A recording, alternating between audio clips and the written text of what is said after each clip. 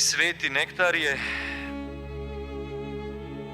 kao dijete ode u Carigrad, pošalju ga da živi kod jednog čovjeka, da radi, da ide u školu, da uči slova i da radi, to bi danas bi rekli neka prodavnica za duvan.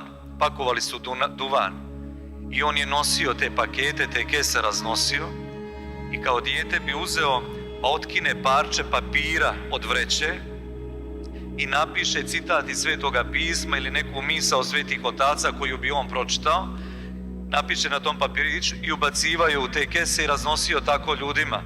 Dijelio u to vrijeme, ljudi nisu imali toliko knjiga, nisu imali ni prilike da čitaju ili da čuju, znate, nije bilo toliko štampanih knjiga. Danas prevedeno današnjim jezikom to bi bila savremene mreže.